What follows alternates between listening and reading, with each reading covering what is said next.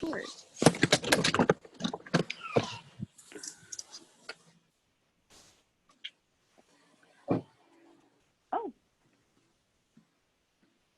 I see Riza in the waiting room.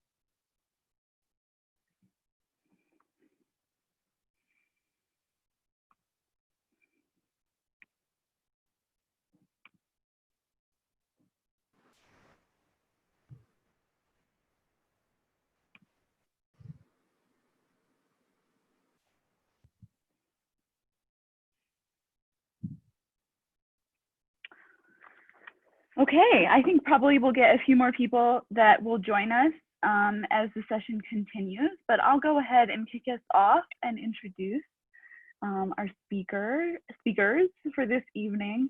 Hello and welcome to our virtual second Thursday lecture offered through Friends of the Cabildo. My name is Sarah Lowenberg. I'm the Manager of Education for the Louisiana Museum. Just a few housekeeping things since we're all getting used to Zoom and to this virtual setting that I hope does not become the forever normal, but is our status for now. Please mute yourself during the presentation. Somebody may mute you. It is not personal, it's just how this setting works. We can all hear each other much better than we can in person. And if you have questions or comments along the way, I encourage you to utilize the chat box. We will have time for questions and discussion afterwards, and we'll be certain to keep an eye out for questions in the chat. Also, we can try out the raise your hand on Zoom, and you can speak up your questions at the end as well. But with that quick note, I would like to introduce our speaker for this evening, Dr. Kim Vaz-Deville, who is joining us.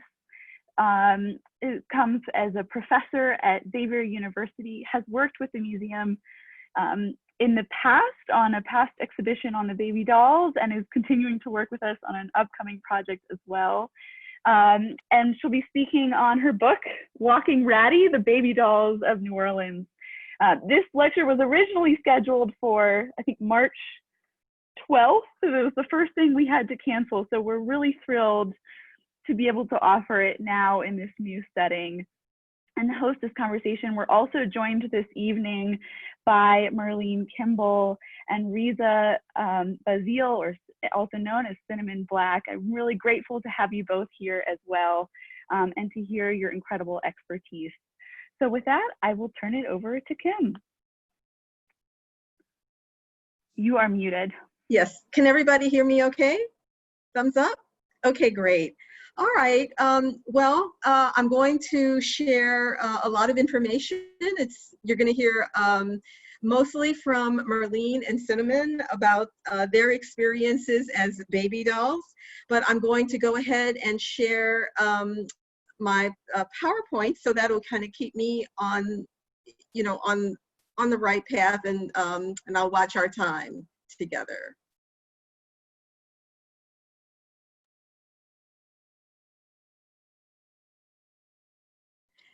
Can you see the PowerPoint? Yes. Oh, great. Okay. And you're seeing. Okay. And so, do you see the book cover? Is that what you're seeing, Sarah? Can you confirm? Yes, that's what we're seeing. Okay, great. All right. All right. So I began the idea of an anthology as soon as I began writing the baby dolls, breaking the race and gender barriers of the New Orleans Mardi Gras tradition, because I did not want it to become a kind of one and done academic piece. I wanted many people to join into the conversation, and the anthology really was an evolution at the same time as the book, my ideas about it, who I wanted to contribute, and how I wanted it to be something that covered a history of Black women in New Orleans, because the struggle for rights of African Americans, and the struggle for women, and the struggle for working class people, you know, all of those are part of why the baby doll tradition came into being. They, as women, as Black women, they occupied our foremothers, a position that was not empowered. And so we had to empower the spaces that we were in. And the baby doll tradition was one of those ways of empowering the public space and giving people an identity outside of the negative and subjugated positions that society wanted to give them. So, so that's a little bit about the anthology, and I hope that you'll get it. It developed over time, and I'll talk about that in a little bit, but I want to welcome my two co-presenters. I'm presenting tonight with Merlin Kimball and Cinnamon Black, and I have to tell you, I just had the best time looking for pictures to put up, and I'm like, oh, I remember, you know, what I was looking for, what's the picture that I like of them the most, you know, and then I went searching through all the hundreds of pictures that I have, and found these two that captured them in the act of masking. All right, so back to why Walking Raddy. So I reached out to scholars, asked them to write different aspects of the book, and then in 2015, there was something wonderful that happened. An art exhibit happened. I had begun to realize that there was very little visual art aside from a few photographs. And Ron Bechet, my colleague at Xavier, and I put out a call for art. And I'm hoping that some of you on the line were able, or with us today in Zoom, were able to actually see and visit that exhibit. It followed the exhibit that we had at the Presbyterian on material culture, and here was visual culture. And I could not believe the amount of response that we received. We had over 65 pieces in that show, and it was rich, and the baby dolls, you know, just participated at such a high rate. And what has happened is the baby dolls have come into their own in terms of telling their own stories. And so I wanted to make the artist statements also part of the anthology. So it became, and then I wanted the voices, and then so Cinnamon was interviewed, and Merlin was interviewed, and Merlin's interview opens the book. And so I just thought it was really important that we foreground scholarly research with the voices of the people who actually make the culture, and then have a rich visual representation of people who are seeing the baby dolls and responding through their art. These are two examples of close-ups of what was in the show. Nathan Scott made these wonderful carved pieces of the baby dolls in blue and white. And I'm so, you know, such feminine energy. We think about the Virgin Mary, we think about Yemaya in Afro-diasporic religions in terms of the blue and white. You know, we can think about the cigar sticking out as the phallic mother. All kinds of wonderful things to think about when we're looking at these images. And then we have Ulrich Jean-Pierre, who has Diane Honoré, who I think I saw sign on. The Trinity, once again, represented. So we really see the evocation of spiritual themes with St. Augustine Catholic Church in the back. And the yellow, of course, is Oshun. And Oshun with a cigar, once again, we may be looking at the phallic mother. Kim, I'm just going to jump in to say the slides aren't changing for us. We're just seeing the one slide. I think you might have to click on each individual one or go into, I wonder. What are you seeing? Right now we're seeing your presenter mode, but that's okay. Yeah, it's fine. Yeah, we don't Were care you about all that as able long to as we see this can see. particular one? No. Are you seeing it now with the Yes. 6 images? Okay, Yes. that's where I was talking about. The response was phenomenal to our call for artists. We had all kind of art. We had sculpture. Marielle, I'm going to get it wrong because it's Marielle Jean-Pierre sent her sculpture from France. Annie Odell has her quilting pieces. So we just had a rich response. So I'm changing now. Do you see Nathan Scott and Ulrich Jean-Pierre? You see that, okay. All right, so again, I'll just run through that quickly. With the blue and white, I was thinking of the Virgin Mary and thinking of Yemaya in terms of what spiritual forces are being represented. I mean, we can talk about all kinds of things that are being represented, but the spirit really jumps out for me as a viewer of these objects and art forms. And then in yellow, we have Ulrich Jean-Pierre, who has Diane Honoré in yellow in a Trinity scene with St. Augustine Catholic Church. And so what we have is, you know, in both of these, we are looking in many ways at a kind of phallic mother, a woman who takes on masculine attributes and parades, in the public space. To assert her own authority. And then I wanted to focus on this particular, there's Diane and the artist. And I also wanted to focus on Ruth Owens and Joelle Lee. And I want to focus a minute on Ruth, who's in the pink and white, because many people thought that one of the images was Joelle. I mean, not Joelle, was Tammy Montana. And in fact, Ruth, the painter, had a woman who does roller derby as her model, because she really wanted to focus on the strength of the legs and, with all the walking that baby dolls do. And so the idea is that when the artist captures a community and the community can see itself in there, we have that really good feeling of being understood and being seen and recognized for who you are. And the cover art was by Ruth Owens, and I really liked the two women because it was evocative of the strength that it takes to parade. It's not easy. The preparation is intense, as Merlin and Cinnamon will attest in a minute about how difficult it is. I'm hoping that in this mode I can play Ruth talking about the work and meeting Merlin and what that meant for her. New Orleans don't know about the baby doll tradition. I know you're from Kenner. Have you ever heard of them? No. I grew up in Metairie, New Orleans. Yeah. Well, just to specify, the baby dolls are a group of marching women in New Orleans. They march on Mardi Gras Day and other times, and their legacy dates back to the 1910s,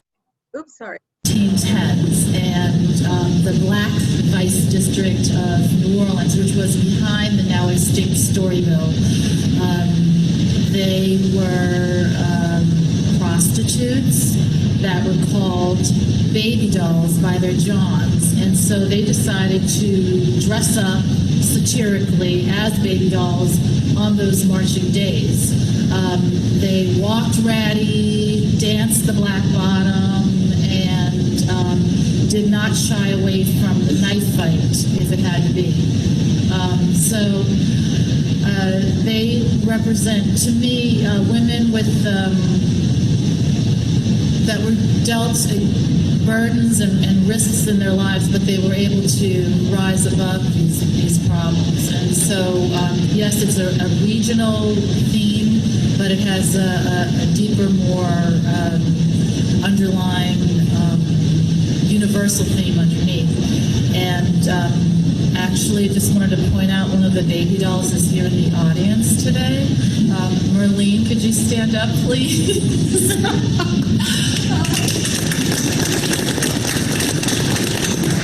Thank you so much.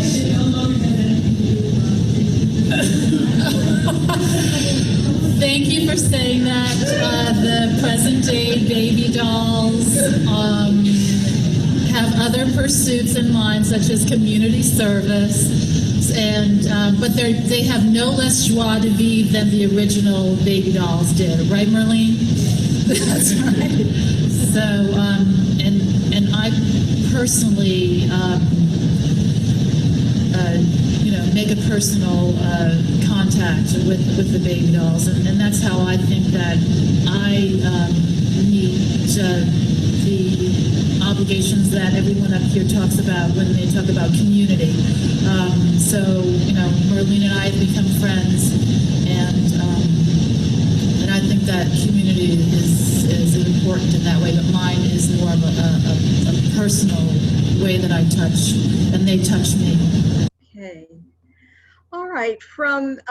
We had a really good reception of the book. We had a wonderful book launch, and we had the book launch, and I envisioned something called Baby Dollpreneur.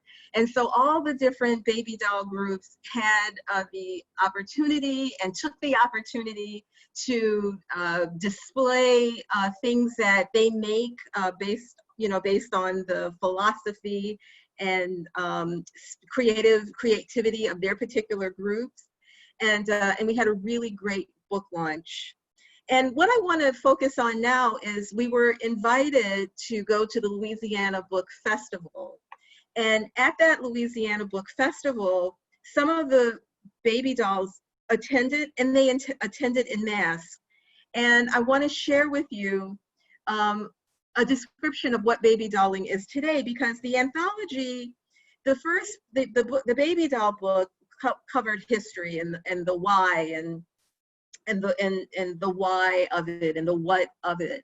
But I wanted this particular book to cover some of that, because after we had the exhibit at the Presbyterian and with the first book, many more people were willing to come forth and talk about their ancestors who had been involved, because its origins are so contested about, does it come from the red light district, or is it old Creole, quote unquote, old Creole ladies, who were family women and developed it, or even some people said it was only men who were masking as baby dolls early on. Those were, the origins are pretty contested. So I wanted you to hear from baby dolls themselves about what baby dolling is today. And I'm going to play Carol Harris, and I hope it works. My son started off at 7 sewing his Mardi Gras suit, and I was told one year, why don't you take the scraps, make your dress, because that's how the baby dolls originated for me.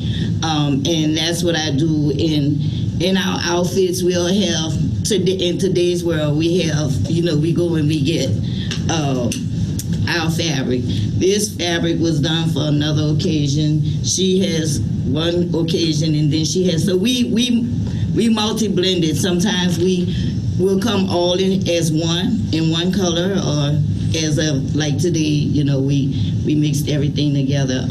We're from Uptown, Chapatula Street, born and raised. We are the children of the river, and we represent our culture as the girls of the river. Thank you. All right. And then Carol has written a beautiful poem about what it means to be a baby doll. And she initiated a new annual event called The Blessing of the Street. And this poem, I'm going to play it for you, it also talks about what it means to be a baby doll today. Papers got switched, so baby doll Brandy Chanel of the Creole Jack Baby Dolls. Hotel Ready.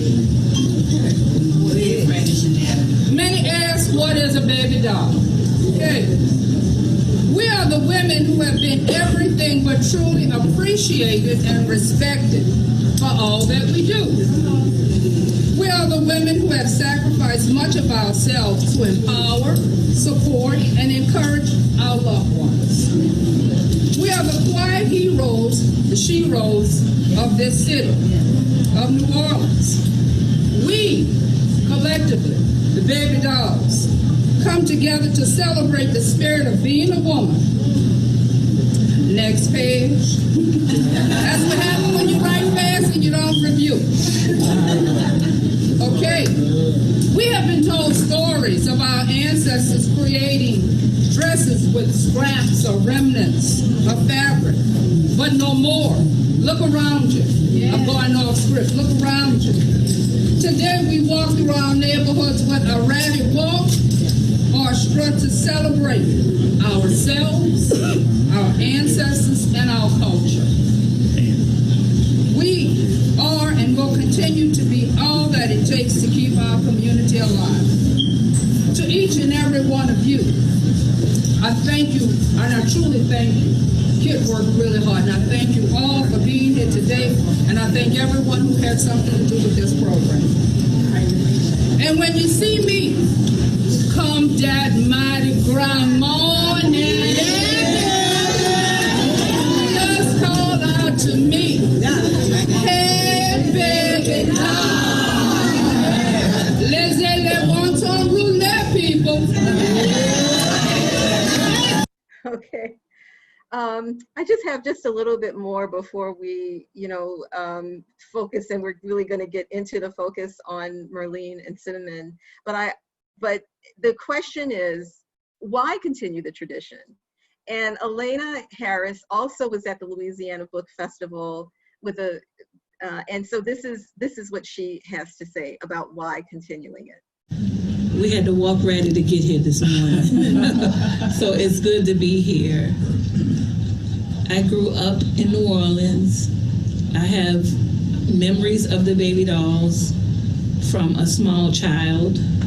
I just remember them sashaying on sidewalks. I never really knew the meaning behind it, but I knew you needed to get out of the way and give them their respect. I remember the baby dolls just dancing along, singing, and blowing kisses. So growing up with a family connected to the civil rights movement, I never really fit in as maybe a cheerleader or any conventional stereotype. I knew that I had a stronger purpose, and it was sassy and ratty and all of those things. So right after Hurricane Katrina, when the resurgence of the baby dolls happened, I knew that was where I wanted and needed to be. So here I am now with a platform, especially for my daughter, and the intent and purpose of it is to preserve the culture and platform of the Black women that came before me, my ancestors. And as Ruth says, it's not just all fun and games, it's for a purpose. Don't mess with the baby dolls, because they stand for something, and the intention is inclusion for women and rights. So here I am. All right. Cinnamon has been masking for a long time, and Cinnamon has many roles that she plays. Here she is, and Cinnamon, you can talk a little bit more about this if you'd like, and you can unmute your mic. But here she is in her many roles, with Uncle Lionel, who was very central to her in coming into the baby dolling tradition. Cinnamon? Can we unmute her mic? There we go. Hello? Oh. Hello? Hey, Cinnamon. Hi, how you doing? I'm good. Are you able to see the slides? Yes, I am. Okay. I didn't know if you had anything. I was talking about your multiple roles within not only the masking tradition, but within our historical and tourism community. And so we've talked before about how some people mix all of those things up about you and don't understand those many roles that you play. Yes, yes, that's so true. So sometimes I guess it's kind of confusing because of the many hats we wear here in the city. Can you talk about some of those hats? Well, as you know, I am a baby doll, thanks to Miss Marlene with her blessings. Um, I've been doing that for a while, since 1974, 72 in the area. And I am a Mardi Gras Indian. And I've been doing that since about 4 years before Mardi Gras. And I'm also a tour guide, actress, and I work in the French Quarters at the Historical Voodoo Museum, and I portray Marie Laveau. And that's been since 1980 when I won the contest, and they promised me $500 and they gave me the job. Excellent. Can you tell us something about the particular, because you shared this photograph with me, and this is a particularly special occasion of Baby Doll, of the costume that you designed. Oh my God, yes, this costume that you're looking at with my group here, this design, we got this from Uncle Lanio. Sometimes as we make costumes, we get kind of frozen and we just don't know where to go from there. And he said, well, you know what, I got one. Since you guys gonna be performing with the Trinity Brass Band, you're gonna be my baby dolls, let me give you a costume. And he said, why don't you dress like the band? I was like, how are we gonna do that? We girls. He said, I don't mean dressed exactly like the band, but he got on a piece of paper and he drew it out. And it was his idea to get a drum for us to have that year. And it had the umbrella inside it. And I thought it was kind of unique because Uncle Lonnie always carried his bass drum with him. And for us to have that bass drum and to wear the shirts like the Trinity Brass Band and have the black skirts and perform with them was definitely an honor. So this was his design, and he died a year later. Yeah, I've always been so fascinated with the differences that you come up with from, because this was for Satchmo, I believe. And then what you always have a very unique look for Satchmo and a very different look for Mardi Gras. Why do you make those distinctions? Well, Mardi Gras is tradition. It's from the heart, it's from the spirit, it's from the soul. It's part of the carnival, because we practice carnival and Mardi Gras here at the same time. Whereas if Satchmo, it's more of a city celebration for Louis Armstrong. So you have to think of the women during that era, some of the type of things that they were doing. They were stepping out of bound. They were stepping out of tradition. So they would do different costumes we come up with because of that. You know, we had the corsets one year to represent some of the red light district ladies. Then we'll have the boars, or we might have the longer gloves instead of the shorter gloves, you know, like the little girls that we normally wear and normally are. Okay, excellent. How did you form your group? Oh, well, it was, how would I say, it was through a lot of things we do, we don't plan to do it. My whole idea was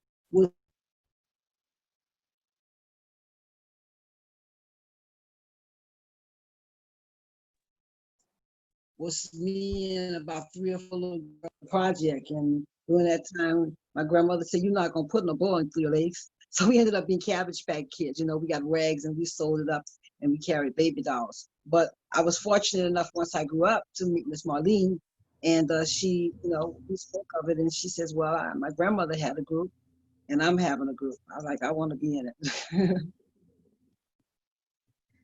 Okay, all right. I am going to change slides.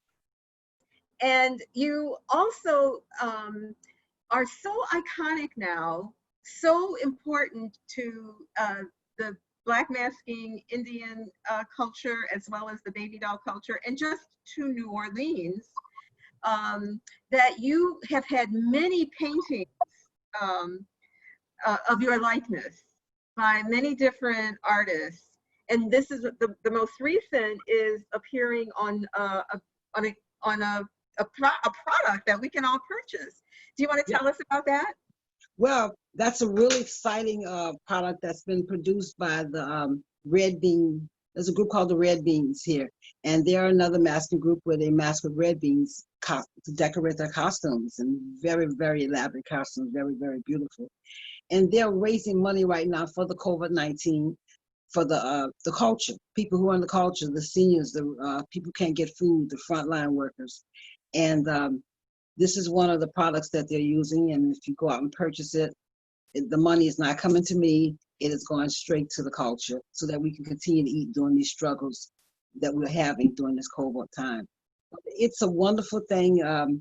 I recommend the artists. I don't have the artists in front of me because you surprised me with that, but it's, you know, you can get it at your local store. It's by New Orleans Brewing Company, and that is one of the portraits that we have. There's also a poster that they have that's at Rouse's, and there are a lot of commercials that present a lot of the artists like myself are working on for Hope New Orleans. That's coming up pretty soon. And to mention Rouse's, they have been very nice with the baby dolls because they've done a commercial in the past with us. So there's a lot of great things that's happening. Okay.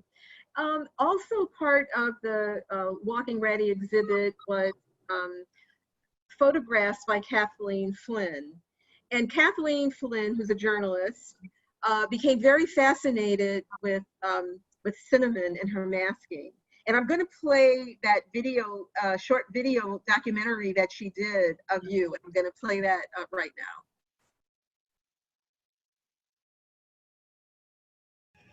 So that's going to be pretty, pretty. When I started off, I was 14 years old, and I didn't get a chance to be a regular baby doll like I wanted to be because my grandmother says, oh no. You see, I saw the red devil dolls, and they had red satin on. They didn't have any lace, but they had these boards. They would take it through their legs, but they were dancing down the street like nobody else could dance before. And I said, oh, I want to be a baby doll. She said, oh no, you're not putting no board between your legs. So that year I was a rag doll. The baby doll's masking tradition can be traced back. I'm going to skip a little bit over this to get back to cinnamon. Black Mardi Gras traditions. Long time ago, people used to just hear about the bad stories because bad news travels fast. But today, the baby dolls are ladies who have their own jobs. They have their own cars. Some of them have their own homes. But all of them are entrepreneurs. They have their own business. They probably have 2 or 3 jobs.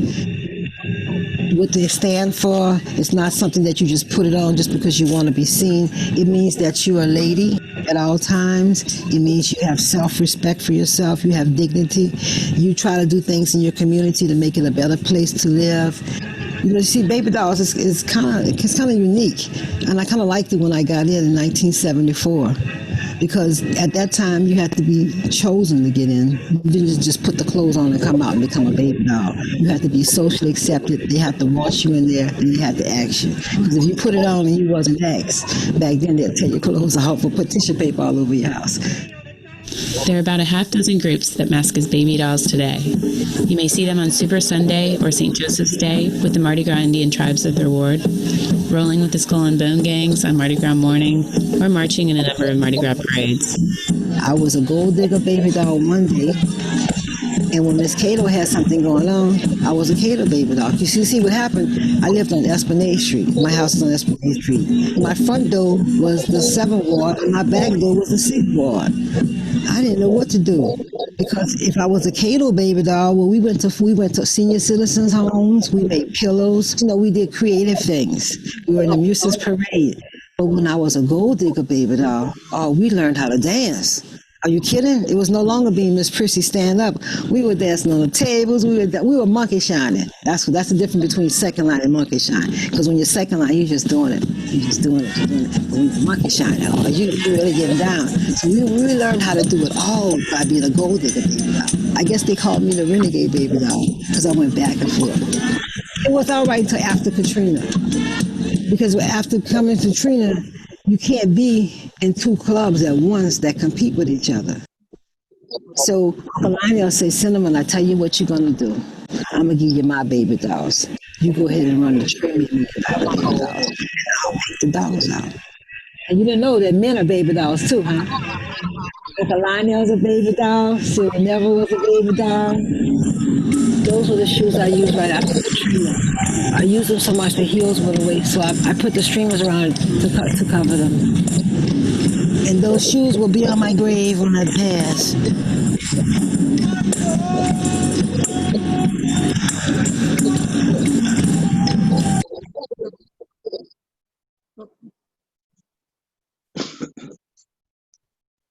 Okay, so you offer so much in that documentary. Is there anything that you want to, pick up for the people who are here with us to know? Well, since I have Miss Marlene still that's listening to this, I want to let her know from now on, I'm still going out the back door. I'm hanging out with the Gold Digger baby dolls. And I'm also going to keep going out the front door, and I'm going to hang out with the 7-1 baby dolls. So I'm going to be going all around. I mean, it's been a wonderful, and it's still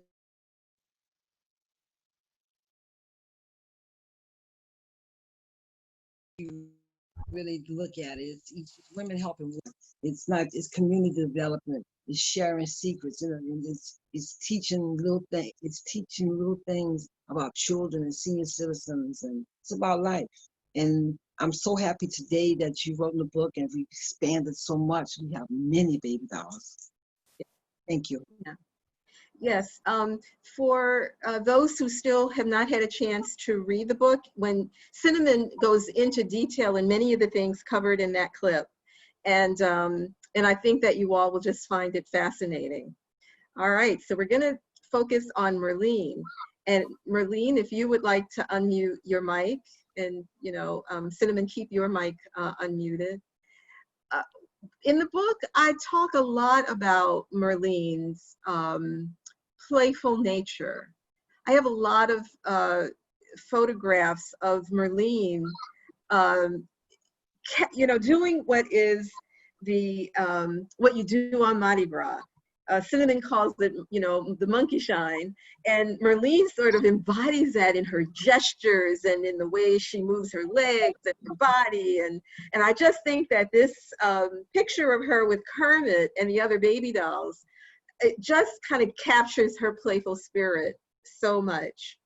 Can we get Merlin's mic unmuted?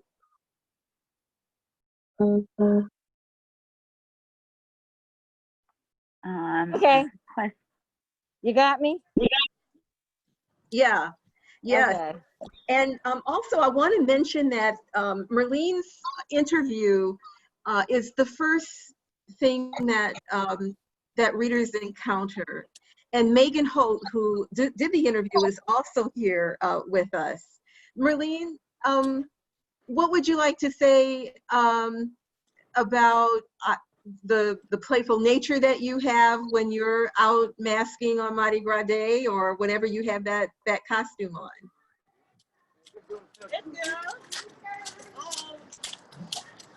Can you hear me? Yeah, we can hear you. Okay. Well, the playfulness comes from being born in the 6th Ward. That's where the dance came from. That's where everything came from. Like sitting on the steps, the parade passed, everybody's running down the street. Your door's open, you don't care about nothing. You are gone. And so I ended up sitting on the step one day with Lois Andrews, Trombone Shorty's mom, and we spoke of the baby dolls, my grandmother, and my family from back in 1933. And she said, let's bring it back. I said, girl, you crazy. She said, girl, let's bring it back. I said, all right. So we did. And last year, I was told there was 17 sets of baby dolls on the street. Wow. But actually, when it started back up, it was just the Gold Digger baby dolls. And we took my grandmother's club's name from back in 1933. It was fun. We had a good time. And my grandmother lived to see us do it. So that was the main reason I wanted to do it, for her to see it. And she did. And I'm just grateful for that. And every time I parade, when I put that baby doll dress on, I become somebody else. And before that parade is over or that event is over, I always point to the sky because I'm pointing at my ancestors, telling my grandma, look at your baby, grandma, you know, so she can see me. And I think the baby doll thing, to me personally, I feel it was sort of like the bra burning days. You know, where women took a bold step out.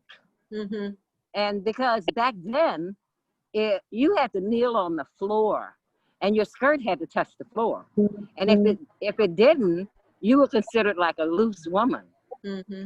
You know, so that was the part that got me, how they stepped out in those short dresses during that time, you know, and I thought that was a step out being bold, being very bold. I heard those dresses could be really short. They were really short. I have the picture of them, and those dresses are really short. And considering back then, when your dress had to be below your knee, for them to come out like that, that was a bold statement, you know. And so we've been doing it ever since. There's a lot of things that I've accomplished, a lot of things that I'm glad to do, a lot of stuff for the community I've done. I don't want to toot my own horn, but I'm just grateful that I'm just grateful that I'm here and was able to do it, you know. Yes. I don't know if you can see the slides that I have up, but I do have the slides up of your grandparents. I see them. Yeah. Yeah, so I wanted people to actually see where you come from.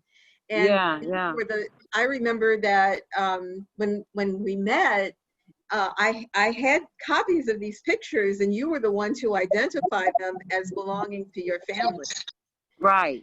They were just sitting in an archive, you know, just as, you know, baby doll maskers, but no additional information. So we have to continue to collect this history that you all create and document it. So because it is not easy. I remember Ruth Owens doing one painting of you, and it's called After the Second Line. Right. Because after the second, everything it takes a lot to prepare, and it takes a lot to walk, you know, through that journey. And you're really spent at the end of it. Do you want to say any more about that? No, but I will say this about you. I want to tell you that I thank you and I really appreciate you documenting the baby dolls because it has not been done before. And I want you to know that I really appreciate it. And I just want to tell you thank you. Oh, all right. Well, thank you. I feel like I have a whole new set of sisters. So I've been sisterless all my life, and now I have my sisters. Is that the babies I'm hearing? Yes. I hope not. We probably have some questions, and Sarah is going to ask the questions that people have been putting into the chat. Okay. So we've gotten some great questions. I'm just going to start from the top. There was a question about who the woman is that's in the painting next to the video on your 7th slide.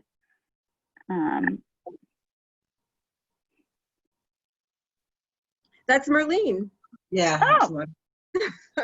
That's an easy answer. It's beautiful. I mean, Ruth really painted a lot of baby dolls. And then when she met Merlin, Merlin just became her muse. Great.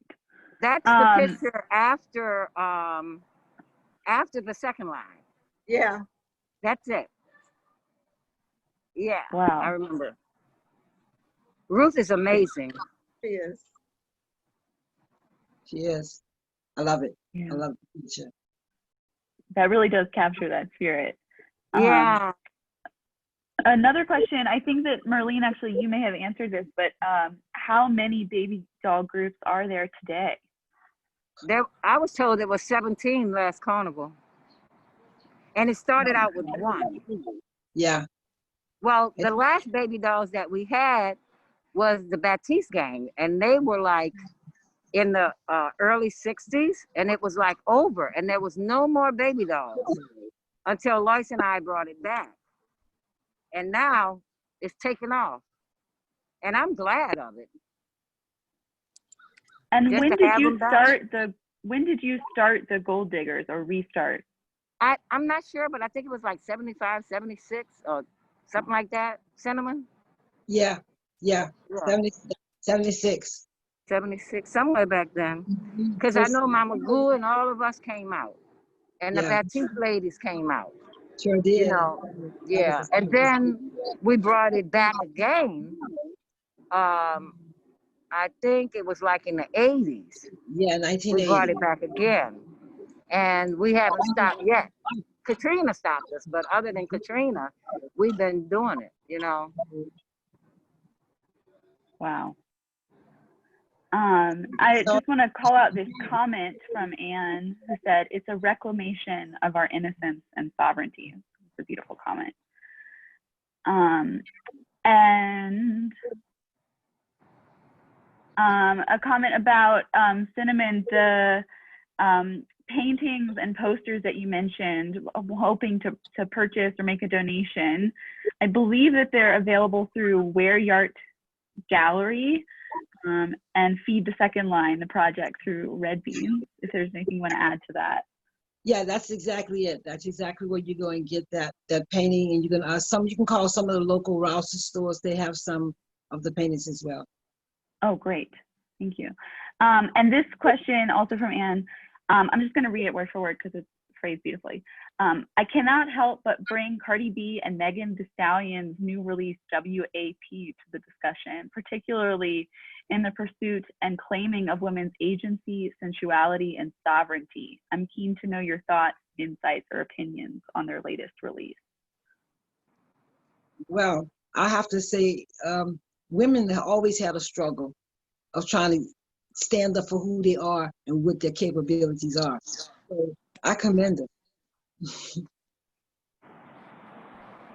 From a particular costuming perspective, I was blown away by the color choices, by the visuals, and you know, actually by the absence of men, even though, and not particularly, it does the gaze. You know, whose gaze are they really adapting themselves to or performing for? Are they performing for themselves? Who are they performing for? But they were really having a whole lot of fun. And I think they also projected the idea of curiosity. Like they were even discovering. The discovery was just continuing. So I thought it really worked. Anne, what do you think? I'm conflicted, you know. I'm Generation X, and so I'm feeling a little bit old. So I'm still grappling. I'm grappling. Yeah. Yeah. Well, from a costume perspective, though, I just thought so on point. Yeah. Yeah. And I have to agree with you. I'll drink to that. We've got to bring you together with them, you know. I would love for them to sit at your feet. Ooh, make that happen. That would be plug that in. Visually incredible. Any other questions? I think that's coming to mute. Okay. Yeah, so similarly, a costuming question of who designs your costumes? I design my costumes. They come through tears of my pocket, according to how much money I have in the community at that time. And we tell you, when you make those costumes, half of the time, sometimes you can have a vision in your head of what you're gonna do. Other time you start off one way and it turns out to something totally different, tremendously well. Cinnamon, do you want to mention the change? Culture is always changing, and you are innovating on the culture. Do you want to talk about in baby doll costumes some of the changes that you've introduced? Oh my God, you're trying to get me in trouble. Miss Marlene is there. Well, I would have to say, as coming into it, I was one of the younger dolls. Besides, we had baby girls, but we didn't have as many young ladies at my age at the time. I wanted to make it more inviting because we were wearing satin dresses and we were wearing nice little baby doll Mary Jane shoes and things, but it needed a little extra flavor to it. So I started putting more ruffles on it. And I started putting every year, I said, well, you got to add a row of lace of ruffles to show how many years you are. And then I started decorating the umbrella. And I got kind of bored just decorating the outside. So, I went to the handle, then I went to the tip. And then I said, oh, hell, well, only go on the inside of it too. So now the umbrellas are too heavy. They only last one second line, but it's been fun. Yeah, I noticed that your queen costumes are becoming more and more elaborate each year. Yes. Well, as you're crafting in any of the cultures, each culture has a separate identity. So I try to make sure that I don't mix the two of them, except when I first came out and I got really fussed at because I came out as an Indian baby doll. Right. They was like, what are you doing? That's not how it goes. The baby dolls are doing this and the Indians are doing that.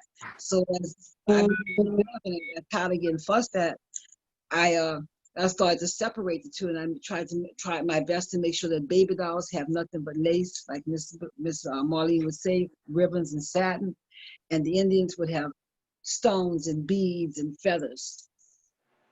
Do you miss that? I mean, or do you go out multiple times a day on Mardi Gras? Do you go out as a baby doll and then go out as an Indian queen? Don't let my secret out. That's exactly what happens. I'm very, very spiritually inclined, and I was taught that the baby dolls, they're part of like Oshun with the colors of yellow. They come out after the bones and skeletons, which represent Ogun, Papa Legba.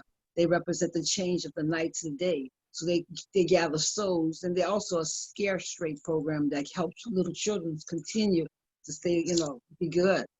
And the baby dolls, they come out when the sun rises, and they represent the mothers, the communities. They take care of the babies. And at 12 o'clock, when that sun changes, it changes all over the world from morning to noon. Well, the spirits change. The feelings change, the energy change, and in often places like in Haiti and St. Martinez and Brazil, that time zone changes. So when the spirit changes, some people's spirit change. Some of us feel like sometimes we're two people when we're just one person. We have multiple things going on and multiple dreams and multiple entities that's coming from our ancestors. So that since I was invited to become an Indian at 12 o'clock,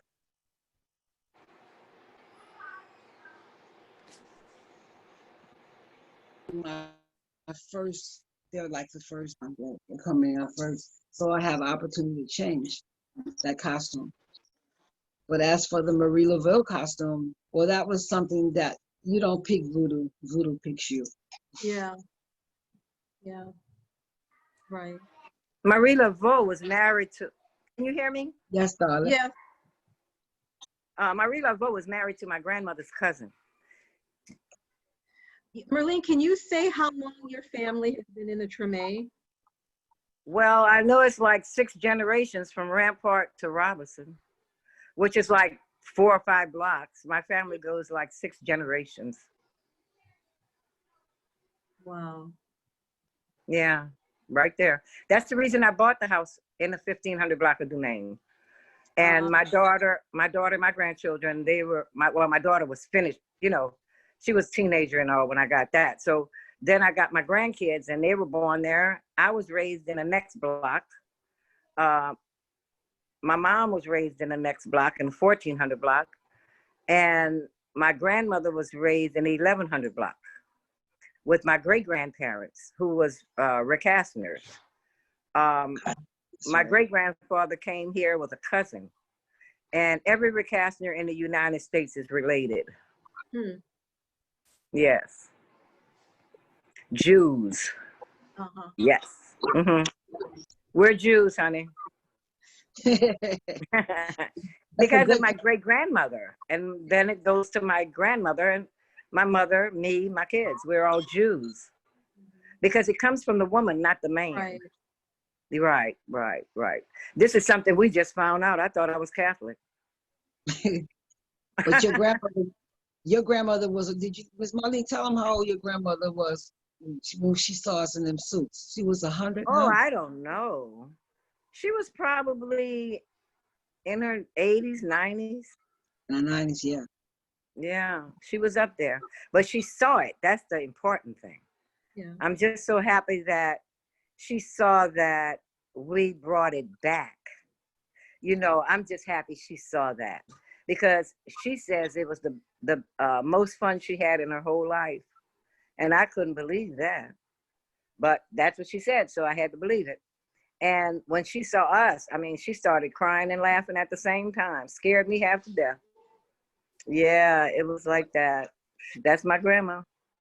But you know what trips me out about the whole situation is that my younger grandchildren, they don't know her. They will never know her. And it's like she didn't exist. Yeah. You know, once the elders are all gone, it's like they're gone. Yeah. It's like they're erased. But what I do, I talk about my ancestors to my children. And at a ma'afa, we had flower petals and we were throwing them into the river, calling out the names of our ancestors. And two of my grandsons were standing there, Kingston and Niquan, and they took flowers and they were calling out my ancestors, which gave me cheer bumps. You know, I couldn't believe it. And so that's because I'm keeping their names and their personalities and everything alive so that they will know them, even though they can't see them visually, but they will know them. And I just feel so bad for the ancestors that's gone and forgotten, like they never was here, you know? I think we should teach our children about our ancestors and to keep them alive through our children. Yeah, absolutely. There was that time in the Black community, you know, where people had that one Bible and all the births and deaths and baptisms were all that in that book. That's right. Ours burned down in my grandmother's house. You were what? Ours burned in my grandmother's house, and nobody never did it again. Yeah. We only have a few more minutes till we end. Sarah, are there any other questions, or did we cover everything? I think we covered all the questions in the chat. Okay. I have anybody has one more thing that I want to cover.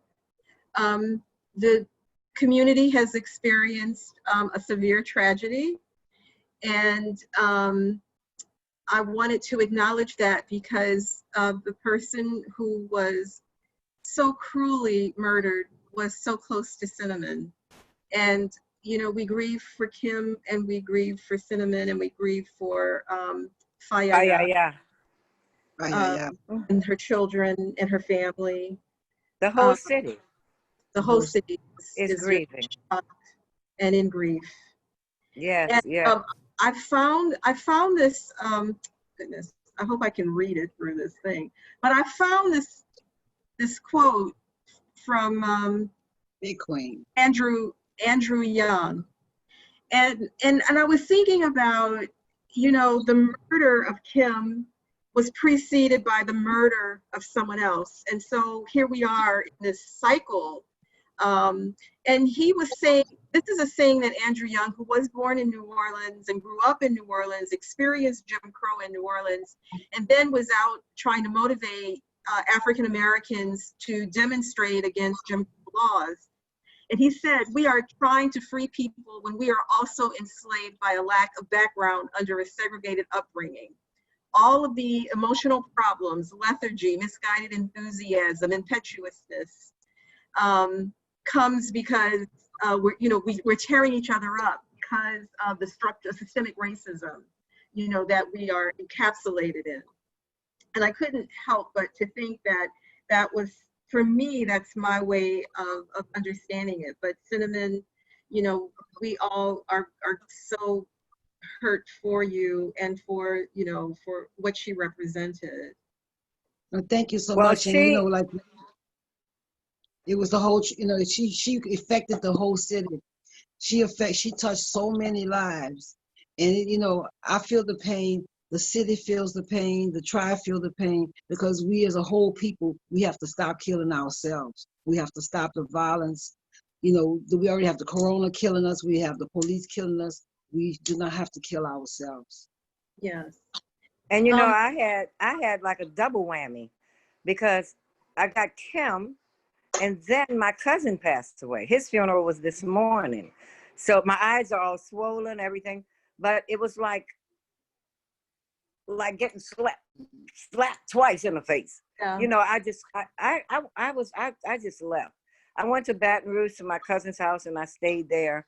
And when I saw Kim, I came back home. I had to come back home.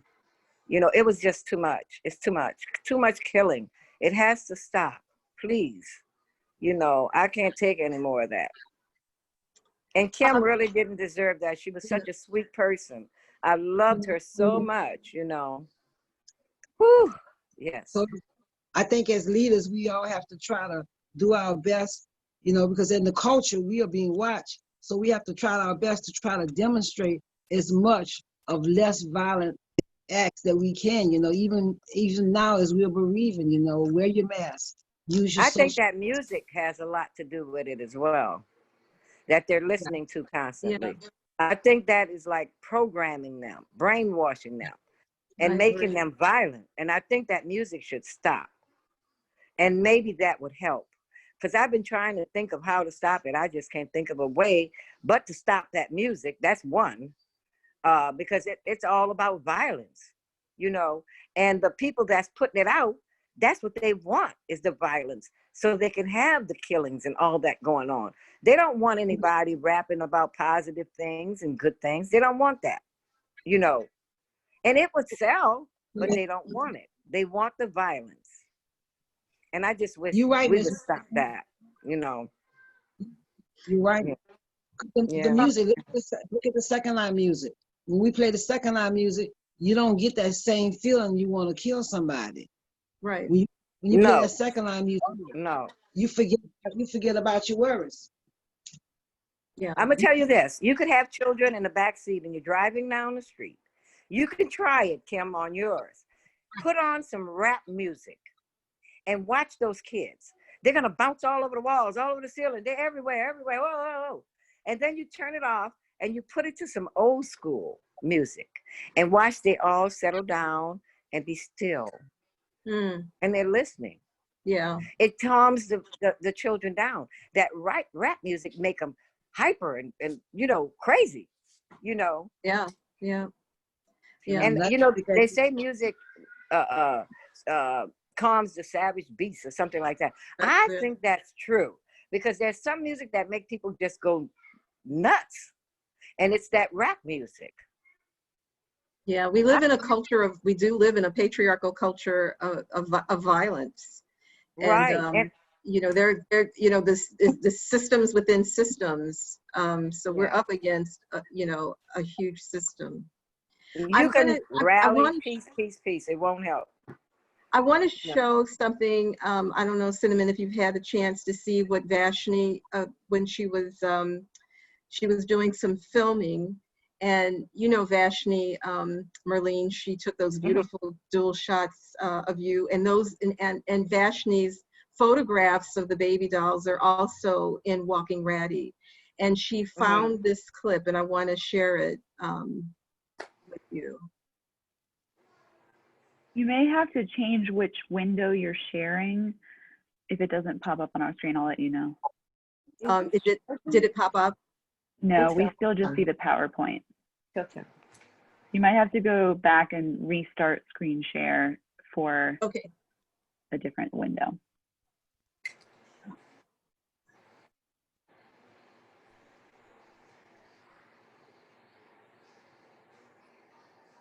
Oh, another great question just came in as well. What is Raddy? Oh, yeah. Raddy is a way of walking. In the 1940s, the women would say, do you know what walking Raddy is? And it was, I always think about it as, with bounce, the booties are in the air, but with walking Raddy, the booties are going toward the ground, the shaking and the shimmying. How do you all want to describe it? I would have to say it's more like your attitude. You're feeling yourself. Call your girlfriend. Yeah. What you say, Miss Marlene? I'm telling them to come in and bring the charger to this phone, girl. Oh. I'm okay right now. I got 20%. I'm good. Okay.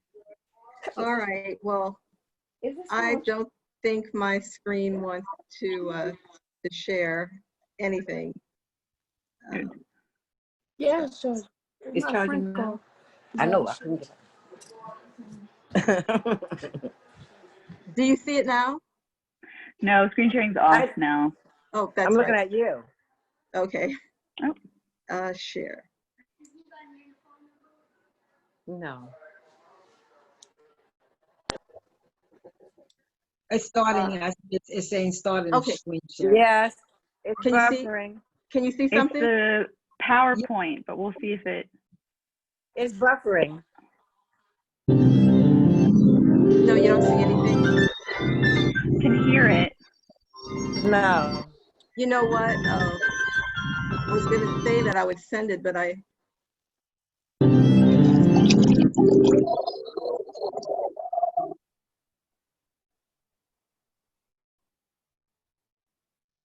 Can you see it now? It's buffering. Yes. Yes. Okay, here we go. This is Kim.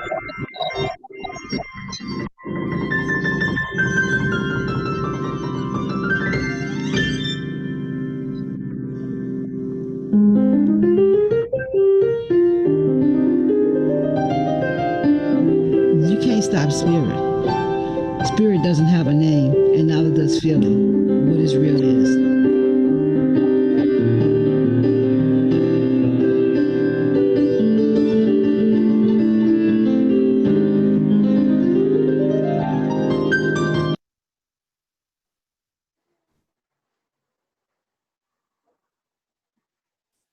That was,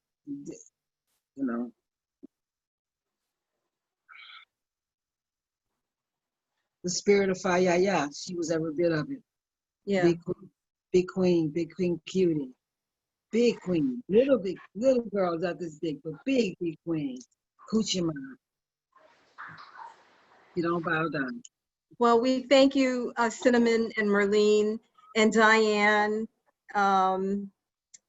I don't know who else from the baby doll sisterhood here, Carol. We thank you all for creating culture, for giving us life. Because people want to say it's all joyful, but these rituals that are done in the midst of pain. And so we thank you for your gift to us. You're quite welcome. But throughout our pain, we rejoice the life. We moan, but we still rejoice the life of people that we love and everything. So I guess we'll have to start rejoicing hers. It's just too much to even bear right now. Right. It's just too much right now. Like me, it's like double. It's just horrible. But I'm not going to say we're going to get over it, but we will be able to cope with it. and we'll be able to live with it. But I will never get over this. Never, never, ever. Well, we thank all the presenters and thank you, Sarah and Jason, the Friends of the Cabildo, for sponsoring Walking Raddy. Yes, thank you so much, Kim and Marlene and Cinnamon, for sharing your expertise and your stories. Thank you to everyone for your wonderful questions and comments. This was such a beautiful discussion. One last plug that if you would like to purchase the book, you can do so through the 1850 House Museum store and read more about these stories and this history. We've gotten a few questions about the recording and if it will be accessible. I don't know yet, but hopefully work on that. But we did record this session. Thank you all so much for joining, and thank you, Kim. Thank you. You're welcome. Stay safe. Bye. See ya. Bye. All right, See be you safe. Carnival, hopefully. See ya. Bottles up.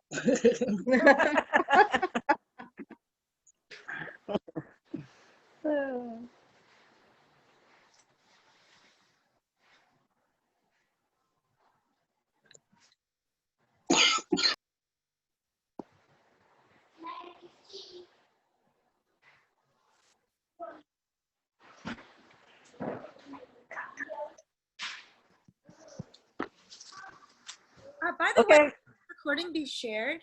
Is there some way where we can find it? I don't know the answer yet. My answer is hopefully yes, and we'll try and post it on Friends of the Cabildo or email it out to y'all since you signed up for this. But I am not 100% sure, but hopefully yes. Okay. Thank you so much, and thank you, Miss Melina. It was amazing to hear someone like you. You're quite welcome, honey. Anytime. Thank you so much. You're welcome. Thank you from London.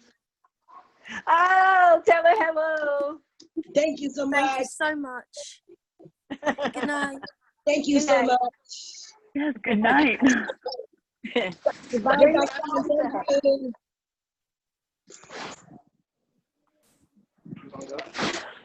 I'm hanging up now. Bring the phone to her so she can hang it up. See y'all later. All right, I'm going to go ahead and end the meeting. Goodbye. Thank you, Cinnamon. Thank you, Merlin.